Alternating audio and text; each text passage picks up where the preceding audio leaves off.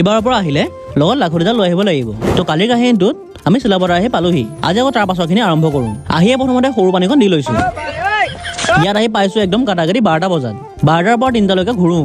তাৰপিছত আকৌ 4টা ট্ৰেইন আছে, আকৌ 4টাত ইয়াৰ পৰা ওলাই দিম। আৰু ইয়াৰ পৰা টেম্পুখন ৰিজাৰ্ভ কৰি লৈ 3টা উৰি উৰি আহি আছোঁ। টেম্পু যি চলাইছে, যিমান ধূলি মাকতি আহিছে নহয়, চ' আমাৰ শৰীৰৰ এটা অংশত সোমাই গৈছে। বাৰু ধূলি থকা আহি গ'লো মালিনী থান। এইভাগ থানলৈকে আহিছিলোঁ। এইভাগ মন্দিৰ আছে অসম অৰুণাচলৰ বৰ্ডাৰ মাজত, মেইনকে অৰুণাচলে পৰে। আৰু ইয়াৰ ওচৰৰ দোকান এখনৰ পৰা ধূপচাকি লৈ লৈছোঁ আৰু ভিতৰলৈ সোমাবলৈ গৈ আছোঁ। সোমোৱাৰ আগতে টিকেট ল'ব লাগিব। আৰু টিকেটটো লৈ যেতিয়া ভিতৰলৈ সোমাব, তেতিয়া ইয়াত আপুনি পলিথিন বা ধূপৰ বাকচ চবেই ডাষ্টবিনত থৈ যাব লাগিব। ভিতৰত মানে লেতেৰা কৰিব নিদিয়ে। ভালে কৰিছে বাৰু দেই। আৰু আমি সকলো নিয়ম নীতি পালন কৰি এতিয়া আগবাঢ়ি আহি আছোঁ।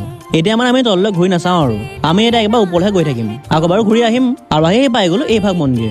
আৰু এইভাগে সেইভাগ মন্দিৰ যি মন্দিৰৰ বহুত কাহিনী আছে।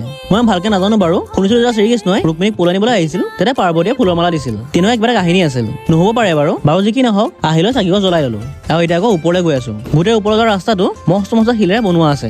আহোঁতে ভাগৰ লাগি গৈছে। সৰুকৈ দোকান এখন পালোঁ। তাতে পানী চানী খাই লৈ ভাগৰটো মাৰি ল'লো। আৰু ভাগৰ বাই বাই দি আকৌ আমাৰ যাত্ৰা আৰম্ভ কৰিছোঁ। আৰু সেই লাষ্টত পালোহি মা ৰুক্মিণী মন্দিৰ। তলৰ পৰা বহুত ওপৰত আছে এইভাগ মন্দিৰ। আপোনালোকে যদি আহে লগতে লাখুটি লৈ আহিব, নহ'লে আহিব বৰ কষ্ট।